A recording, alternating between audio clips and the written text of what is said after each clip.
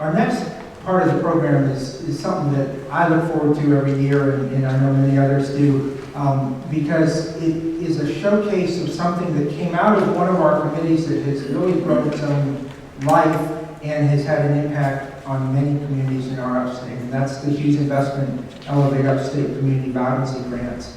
Some of you have heard me tell this story before, but I'm going to tell it again.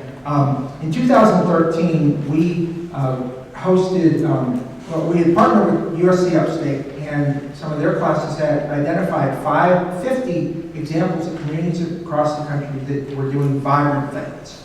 And we thought it would be great to bring in 10 of those companies, or organizations, or communities to do a tour of the upstate and do some forums, workshops, where we had about 300 people who, had the opportunity to hear and learn what was being done by these communities. And we were about 3 weeks before that, maybe 4 weeks before we was going to start. And Phil Hughes had been one of our mentors, along with many others, for the students. And Phil called me one day and said, this is great, but what we really need is some seed money to help grow some vibrancy initiatives here in the upstate. And those of you who run nonprofit know, usually the next line you get is, and you need to go do X. But Phil said, and I'm going to make this happen. And so we met the next day, and within 1 day of him calling me with this idea, we had the entire Elevate Upstate initiative lined up. Remember, Phil? And we had the parameters and everything. And the first year, we had 29 applications, and it's really been rolling ever since. Good afternoon. I'm very happy to be here to help play part of the Elevate Upstate grant again. I think Dr. Woodward was so inspiring to talk about being thankful. There's just so much to be thankful for when I think about 10 at the top in the community, these award winners that have passed, award winners in the future. But when you look at Minor and Irv and who served us in the past, and you look at Hank and Carol who served us more recently, everybody in between, Dean, all of you here today, the people that take the time and effort to make the applications, to come up with the creativity, the organization, the willpower, and they need a little financial help to support. I'm thankful to be able to give that financial support, and I want to make a bit of an advertisement to spread the word, because we have been so astounded with how many good ideas come in each year. We don't know how long it may play out. We just want to keep it going. I see Mayor Rick Greer over here, who was one of the first recipients, and it's still going. We love ideas that bring people together and add the vibrancy to the community. They're colorful, active, repeatable, just like in Greer, there's the International Festival that keeps on going. And 1 year seed money got it going. And we would love to be able to find those ideas that are just underneath the surface and happening. And with a little money, we can see them come to fruition and bloom in a unique flower and beautify our community in many different ways. So before turning it over to Dean to introduce our 5 finalists, I'd love to ask Ingo to come up.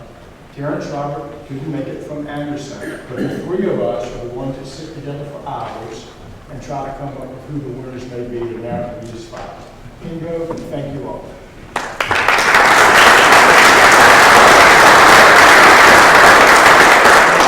It was fun to watch things unfold today.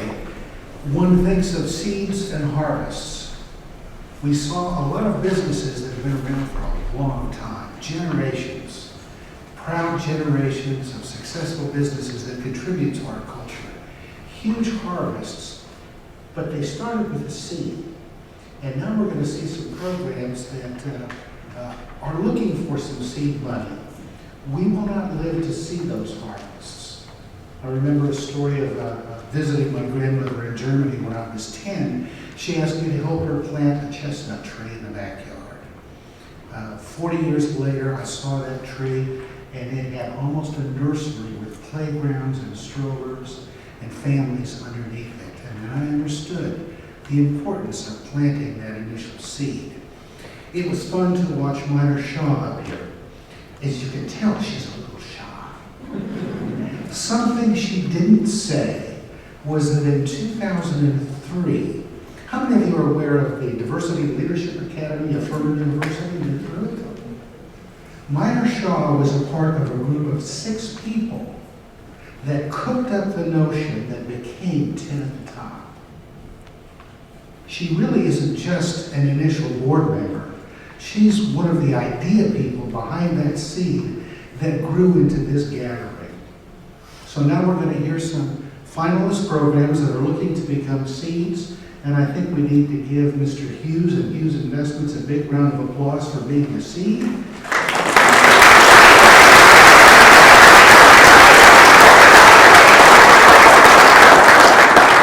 thank you for allowing me to be your fertilizer.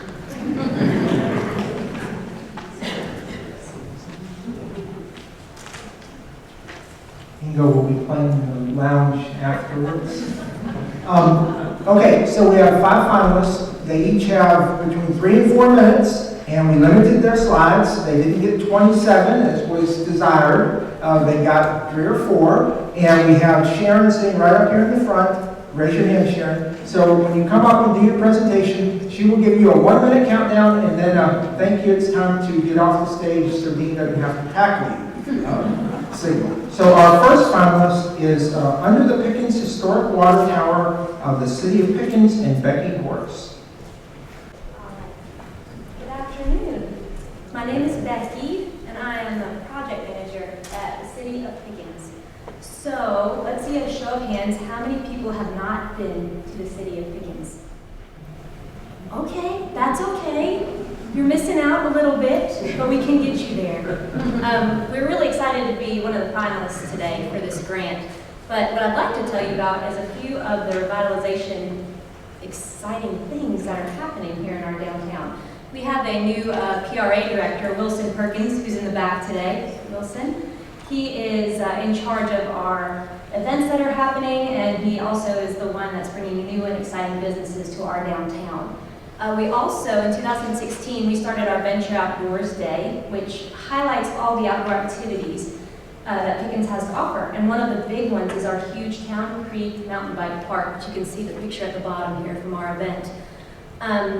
We also had the completion of the amphitheater roof in 2016, where our local businesses have been able to rent that space out. And like this one, that's from our ale house. They have a beer and yoga night. So, you know, that's always a good time.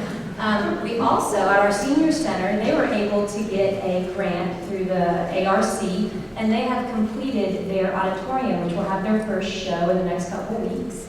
And lastly, we have big plans happening at the Doodle Trailhead, which I'm sure some of you guys have heard of. We've had several grants come through, which is really making the whole thing possible, which is very exciting. So for this grant, to just help with this revitalization effort, we would really like to see a pop-up park in our downtown. This water tower is pretty historic, and the mayor says he doesn't remember a time when there wasn't the siren going off at the top of the water tower. That happened every Saturday at noon, so it's been around a long time. But what we would like to see is the central location is located on Main Street behind our businesses. We'd like to see this as a social gathering spot that's going to serve our local businesses, where they can utilize the space to send their customers outside and enjoy a nice night out. We also just want to create a very relaxed atmosphere downtown, where people don't have to feel like they have to come shop and eat and then rush home. We'd like to have a spot where they can just come and chill with their family, and sometimes we'll have live music there. We have lots of plans for this space. We think it would be a really great asset to our community. What we would have is a multi-phase project. Phase 1, we would have some site grading and prep. Phase 2, we would do the landscaping. There is a cement pad there underneath the water tower. We would like to see some ADA accessible seating. We would also like to see swings, some wooden pagodas, some accent lighting, just to dress up the space. You can see a nice little engagement party there, or any wedding photos, things like that our community can really get behind and get excited. We would also like to see some shade canopies in the upper tiers of the water tower. And finally, what's really important to Pickens is our history. And we'd love to have a plaque or a sign that kind of explains to everybody what we have there. So we would love the opportunity to get this Hughes grant so that we can add this asset to Pickens. And we're very happy to be here today. That's about so much. Okay, our next finalist is Fresh, Food Resources Ensuring Satisfactory Health, from the Anderson Free Clinic, and Jennifer Newman. Thank you for the opportunity and happy Giving Tuesday. As someone who works for the Anderson Free Clinic, today is a very important day in our year. It's the day that we ask people like you to help support our mission, the mission of the Anderson Free Clinic to help people, to be a healthcare home to citizens of Anderson with no insurance and who live in poverty. So that's just a little bit about our idea is to have a farm-to-table style event in downtown Anderson, where we start a conversation about food insecurity. And food insecurity can be a lot of things, but for our patients, it means access to affordable, nutritious food. Anderson, I'm going to fast forward just a little bit because I want to show you all this. Junk food versus healthy food in Anderson County. There are 162 locations in Anderson where you can buy junk food. And there are 31 locations where you can buy healthy food. And so I thought that that was really important since I only have 5 minutes if I didn't get to that. But very important to talk about the junk food. Anyways, our event would be a farm-to-table style event where we would set up a big table either in one of the streets downtown or in Wren Park and invite people from all over the community. We would invite people like our patients, citizens, philanthropists, farmers, churches, healthcare providers, teachers, to start a conversation, to break bread together and talk about the challenges that our patients have getting to the grocery store, passing up those, we all pass a Wendy's, we all pass a place on the way, and many of us stop, including myself, to talk to them about what are their choices to having healthy food. Research shows that our patients, because of their food choices, a lot of times their chronic conditions are worse. 25% of the patients at the free clinic say they have issues getting to healthy food retailers and buying groceries.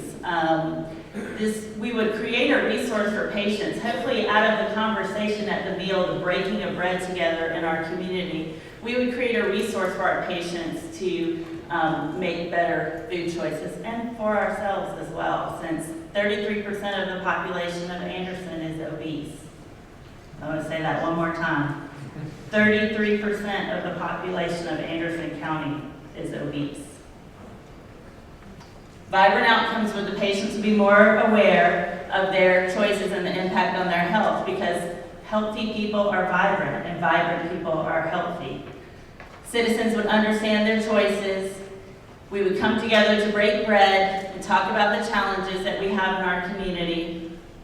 Surveys would help us better understand the issues with food.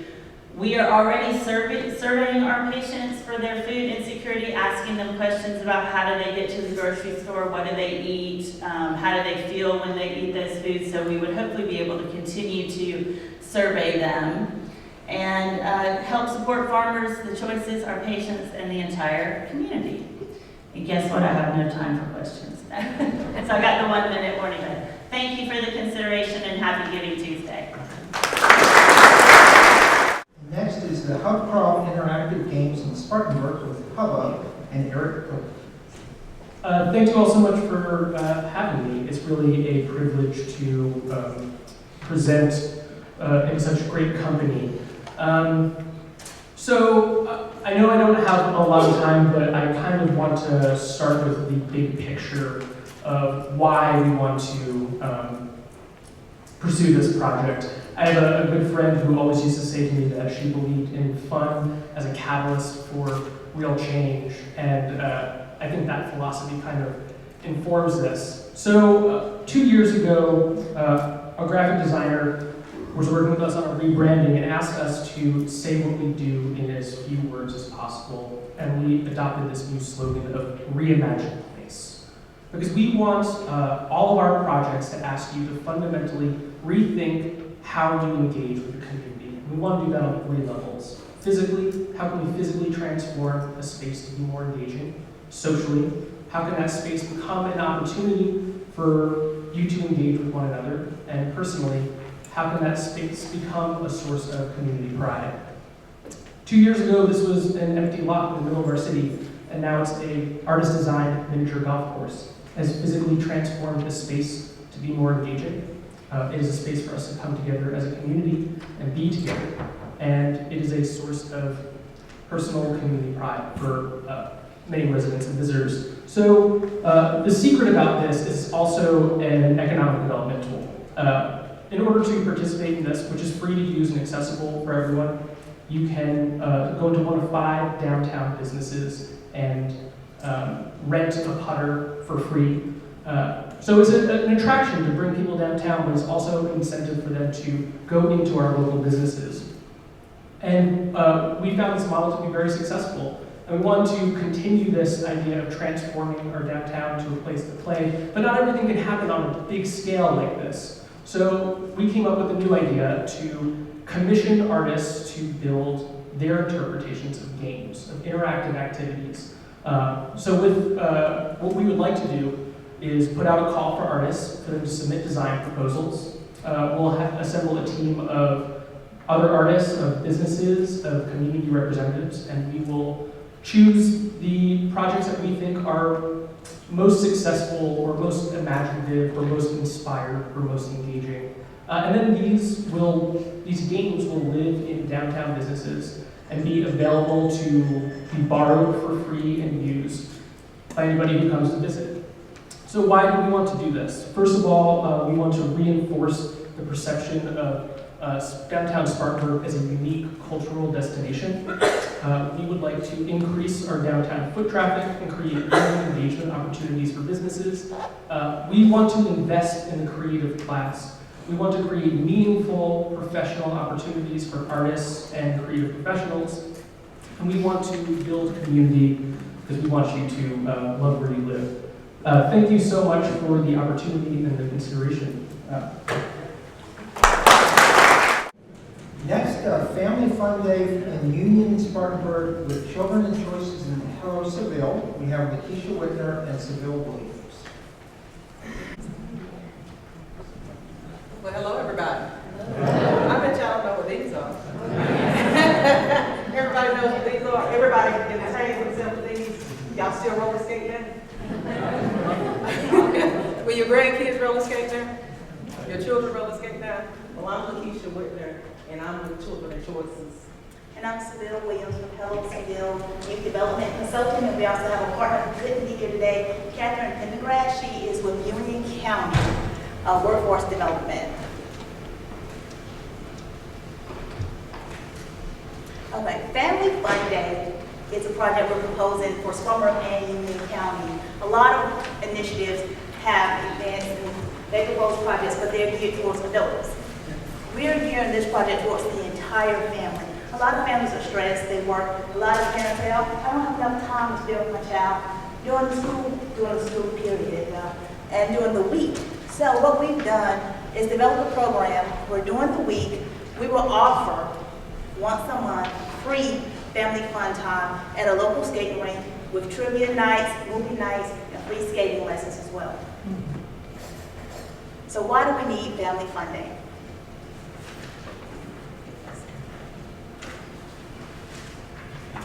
All right, so we need Family Fun Day so we can engage with our family. It's so important to come out and just have a good time with your family. Forget about everything else. Forget about light bill, forget about water bill. When you're skating, I promise you, you're not thinking about any of those things while you're on roller skates. And if you are, please let me know so we can have a talk about what you need to be thinking about. Several of the benefits of roller skating, and they vary. They're easier on the joints. It prepares you for cross training. It burns calories. Believe it or not, in 1 hour you can burn 600 calories.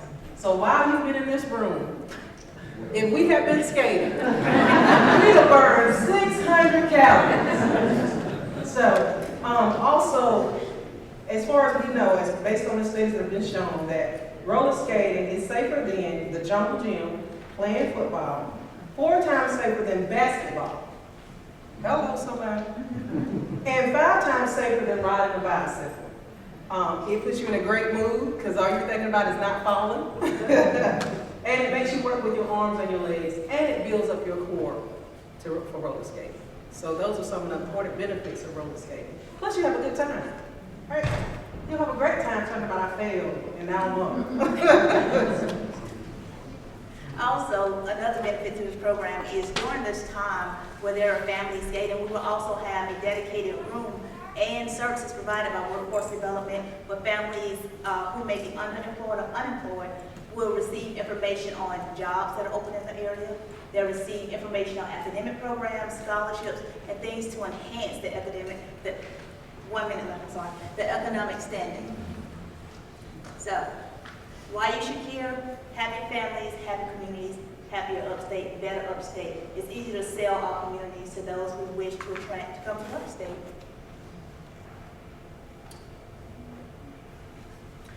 And that is the end of the presentation. We will not go over. We're going to stay to the program. We thank you so much. Our last presentation, we have the mayor of the town of West Pelzer. Expand your wings, Blake Sanders. I am the mayor of the sprawling metropolis of the town of West Pelzer. Show of hands, who knows West Pelzer because of Dre's mortuary? Mortuary town is beautiful. Who knows our town because we've written you a speeding ticket? Now you can all say that you know the mayor of West Pelzer. Speed on through. We'll let you out of it. People don't know the real story of West Pelzer, and so legend has it in 1913, a guy by the name of John Franks decided he wanted to leave the town of Pelzer because they didn't allow three things: alcohol, gambling, and dogs. And so John Franks literally said, hold my beer and watch this. The town of West Pelzer, which is unique in that we don't have not one liquor store in town. We don't have dogs running loose, so we've changed maybe just a little bit since then. But he did do one thing. He decided that the trees in West Pelzer, that the creeks that we had, that he wanted to preserve that. And so he created a bird sanctuary for the entire city of the town of West Pelzer. And so it is now against the law to kill a bird in West Pelzer, to remove eggs from the nest, to take down a tree. It's against the law, and we will gladly write you a ticket for that. I absolutely promise you. So there are over 100 species of birds that we've been able to see in West Pelzer alone. The two images on the right are from Yvonne Jones, an educator of 30 plus years in the District 1 school system. So she's with us today. She's one of those birders in the town of West Pelzer. She understands the significance of one of the fastest growing non-active recreational activities in the United States is birding. Look it up if you don't believe me. I promise you it's true.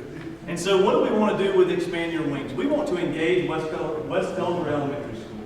And so they have a goalpost program that's sponsored by Clemson University. And so there's about 50 plus kids that every Friday meet for 2 hours. We want to let them build birdhouses that are unique to the birds in West Pelzer, that are unique to their character. We want to work with Anderson School District 1 Career Center to let those older children, help the younger children, build those birdhouses. We don't want to confine them just to wood, though, so we show a Lego birdhouse. A Lego birdhouse as one example.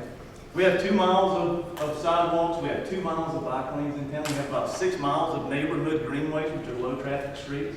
So we want to install these birdhouses along those sidewalks in the public rights-of-way. We want to work with our local birders as to where those public spaces are at, so that everyone that passes through West Pelzer has a chance to see one of those 50 birdhouses. We want to work with the local artists to develop a marketing brochure. Again, working with School District 1, the Career Center, we want to work with those folks to highlight those public areas. So you can see like an art walk or an art and history walking tour. We want to take people by those 3 homes that have been there since 1893. We want to implement that walking guide. We want to have different footprints throughout town on the sidewalk that will let people see all of those historic assets in town. But that's not where it stops. So next year, we can always expand this program just a little more. We want the local photographers. Again, Miss Jones and other birders in the area to get involved. We want to promote it through local authors. We want to really engage the community with this. We want to get you out of your house, out of your car, and on a sidewalk in the town of West